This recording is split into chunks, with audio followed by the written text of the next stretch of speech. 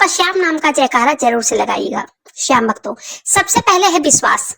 आप कितना भी पूजा पाठ कर लो, कितना भी मंत्र जाप कर लो, कितना भी भोग लगा लो, जब मन में जरा से भी शंका होती है कि पता नहीं मेरा ये काम होगा, बाबा श्याम मेरा ये काम करेंगे कि नहीं करेंगे, तब वो काम नहीं पूरा होता है। वो कहावत है ना कि विश्वास पे ही दुनिया कायम है। सबसे मेन है बाबा श्याम पर विश्वास, भाव, श्रद्धा। अगर आप बाबा श्याम पर विश्वास कर रहे हैं तो ऐसा कोई काम नहीं है जो कि वो पूरा ना कर सकते हो। श्याम भक्तों, अगर वो चाह ले तो एक पल में राजा को रंक बना दे और रंक को राजा। उनकी कृपा किसी पर जल्दी हो जाती है, हाँ किसी पर थोड़ा सा देर से होती है, लेकिन होती जरूर है।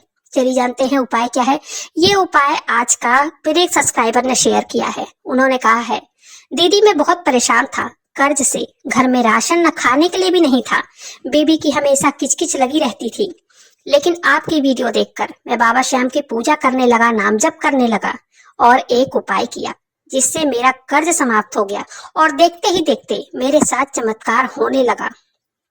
मुझे बाबा श्याम ने सब कुछ दे दिया। दीदी, बाबा श्याम सच में बहुत बड़े दानी हैं, वो सच में लखदातार है। उनका चमत्कार कब किसके साथ हो जाए पता नहीं होता। ये कहते हैं, मैं मुंबई में बोरीवली इलाके में रहता हूँ। चौल में छोटा सा कमरा है, रिक्शा चलाता हूँ। वो रिक्शा भी मैंने किस्तों पर लिया था, लेकिन अब वो अपना हो गया है।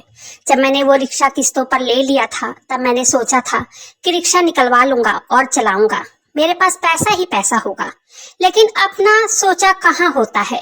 मैं ठहरा अनपढ़ गवार। मैंने कुछ पैसे ब्याज पे लेकर रिक्शा किस्तों पर निकलवा लिया था। मेरे 2 बच्चे हैं। जब मैंने रिक्शा निकलवाया था तब मैं बहुत खुश था, लेकिन किस्मत को कुछ और ही मंजूर था।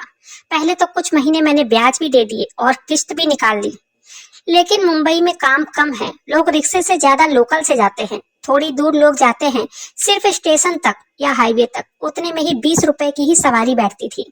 मैं बहुत परेशान था, जितनी कमाई होती थी उतना तो सिर्फ ब्याज और किस्त निकल पाता था। पत्नी रोज रोज चिक चिक करती थी, वो घरों में खाना बनाने का काम करती थी, उसी के पैसे से घर का राशन आता था। मैं अपने आप में कुढ़ रहा था कि क्या करूं। मेरी पत्नी हमेशा लड़ती और कहती, फालतू में रिक्शा निकलवाया, कहीं और काम कर लेते, उससे तो एक पैसा घर में नहीं आ रहा है। बच्चों की स्कूल की फीस भी नहीं निकल पाती थी। उनके भी स्कूल से रोज फोन आता कि फीस भरो, नहीं तो पेपर में नहीं बैठने देंगे। खैर उनकी भी क्या गलती थी, जब 6-6 महीने की फीस नहीं जाएगी तो वो तो बोलेंगे ही ना। पत्नी के पैसे से भी घर खर्च पूरा नहीं हो पाता था। कभी पत्नी के खर्चे से राशन आ जाता तो कभी दुकान से उधार ले आती थी मेरी पत्नी राशन। बहुत परेशान था मैं, अपने आप में शर्मिंदा हो रहा था। एक दिन मैंने आपकी वीडियो देखी थी, बाबा श्याम की पूजा नाम जप वाली, और अर्जी वाली भी देखी थी, और तो और कई लोगों के साथ जो चमत्कार वाली वीडियो है वो भी मैंने देखी थी। तब से ही मैं भी बाबा श्याम की पूजा करने लगा था, उनका नाम जाप भी करता था, लेकिन खाटू धाम नहीं गया था। पहले तो 2-3 महीने कुछ खास फर्क देखने को नहीं मिला था मुझे, लेकिन एक दिन अचानक से मेरे साथ बहुत बड़ा चमत्कार हुआ। ये भाई कहते हैं, शाम को मैं रिक्शा चलाकर घर जा रहा था, मुझे बाबा श्याम का एक मंदिर दिखा, मैं वहीं रुक गया। आजकल बाबा श्याम का मंदिर हर जगह है, छोटे छोटे मंदिर हर जगह आपको मिल जाएंगे। तब ये भाई कहते हैं कि मैं वहीं रुक कर बाहर से ही बाबा श्याम को कहने लगा, हे बाबा श्याम, मैं इतनी तुम्हारी पूजा करता हूँ, इतना नाम जप करता हूँ, लेकिन आप मुझ पर कृपा क्यों नहीं कर रहे हो? वीडियो तो मैंने बहुत देखी थी चमत्कार वाली, आप तो लोगों के ऊपर चमत्कार करते हो, मेरे ऊपर क्यों नहीं कर रहे हो? मेरे साथ भी चमत्कार करो। मैं बहुत परेशान हूँ, निराश हूँ, क्या करूँ समझ में नहीं आ रहा है। तब ये कहते हैं, मैं वही रिक्शे में बैठे बैठे सोच रहा था कि क्या करूँ। अपने मन में सोच रहा था क्या करूंगा घर जाकर। घर जाता हूँ तो पत्नी से आधी आधी रात तक तो लड़ाई होती है, खाना भी नहीं देती है खाने के लिए। मैंने सोचा आज रात यही रिक्शे में सो जाऊंगा, नहीं जाऊंगा घर। ये कहते हैं, मैं वही रिक्शे में बैठा था, 1 घंटा बीत गया। वहां के पुजारी मंदिर बंद करके जा रहे थे, उन्होंने कहा, बेटा मंदिर बंद हो चुका है, घर जाओ। ये कहते हैं, मैंने उनसे कहा, महात्मा जी कहाँ जाऊं मैं, मेरी पत्नी बहुत लड़ती है मुझसे। तब वो पंडित जी कहने लगे कि क्यों लड़ती है तुम्हारी पत्नी, कुछ न कुछ तुमने ही गलती की होगी, तभी तो वो लड़ती होगी। तब ये कहते, मैंने उनसे सारी बातें बताई, ये रिक्शा में पूरी तरह जो बैठा हूँ ये भी मेरा नहीं हो पाया है, किस्त नहीं भर पा रहा हूँ। तब कभी भी वो लोग मेरा रिक्शा भी ले जाएंगे कंपनी वाले, क्या करूं, काम धाम है ही नहीं। वो पंडित जी कहने लगे, तुम बाबा श्याम की पूजा किया करो, नाम जप किया करो, तब ये भाई कहने लगे कि हाँ मैं नाम जप करता हूँ, पूजा करता हूँ। उन्होंने कहा इसी के साथ साथ एक उपाय भी करना बेटा, देखना तुम्हारा काम कैसे न चलेगा, चलने लग जाएगा काम तुम्हारा इस उपाय को करने से, जब न चले तब कहना। तब ये कहते हैं मैंने उनसे पूछा कि करना क्या है पंडित जी। तब पंडित जी कहते हैं बेटा एकादशी के दिन सूखा नारियल ले लेना और उसमें 2 चम्मच पिसी हुई चीनी डाल देना।